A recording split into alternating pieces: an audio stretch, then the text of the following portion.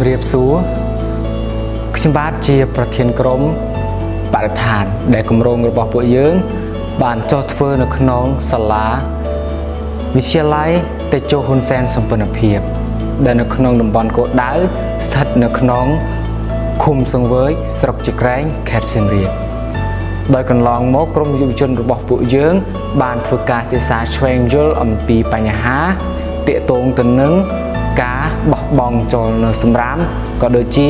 ការមិនយកចិត្តទុកដាក់នៅលើការគ្រប់គ្រងសំណល់រឹងឲ្យបានត្រឹមត្រូវនៅក្នុងនោះផងដែរក្រុមយុវជនរបស់យើងក៏បាន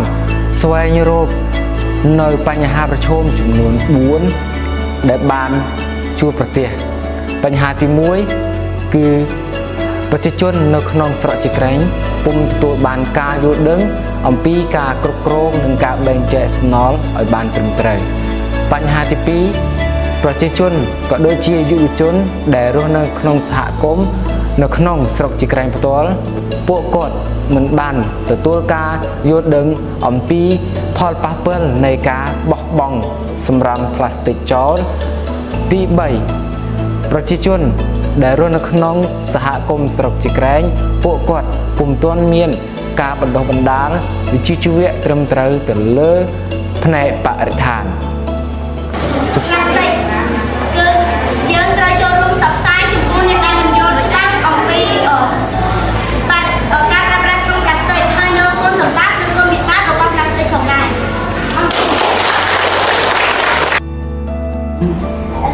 ខ្ញុំគិតថាមួយវិញតំណាក់មកដល់ការមួយគឺសម្រាប់ព្រឹកពី1ឆ្នាំដែលមានអត់មានឆ្នាំនេះដល់បាត់អត់មានឆ្នាំតែគេបានចេះបាត់យកទៅចឹងបើថាសម្រាប់គេមានតែស្អីដែលគេដល់គេមានចេះទៅដល់ឆ្នាំមានឆ្នាំ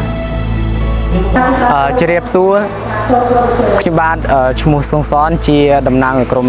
ប្រធានក្រុមបរិស្ថានដែលថ្ងៃនេះពួកខ្ញុំបានធ្វើគម្រោងនៅកិច្ចសន្ទនាក្រុមប្រធានបទជំរុញនិងលើកកម្ពស់ការចូលរួមរបស់យុវជនក្នុងការលើកកម្ពស់ការគ្រប់គ្រងសំណល់រឹងឲ្យបានត្រឹមត្រូវដែលតំបន់គោលដៅរបស់យើងបានធ្វើនៅក្នុងឃុំសង្វើយស្រុកជីក្រែងដែលនៅក្នុងសាលាវិទ្យាល័យតេជោហ៊ុនសែនសម្ព័ន្ធភាពនៅក្នុងនោះផងដែរអ្នកដែលជាប់ពាក់ព័ន្ធដែលជាសមាជិកអ្នកចូលរួមមានដូចជាលោកគ្រូអ្នកគ្រូអភិបាលនៃគណៈអភិបាលស្រុកជីក្រែងហើយនឹងមេឃុំមេភូមិជាពិសេសគឺបានចូលរួមអំពីវ័យក្មេងទាំង3រូបដែលខាងក្រុមយុវជនរបស់យើងបានធ្វើការអញ្ជើញឲ្យមកចូលរួមនៅក្នុងកម្មវិធីរបស់ពួកយើង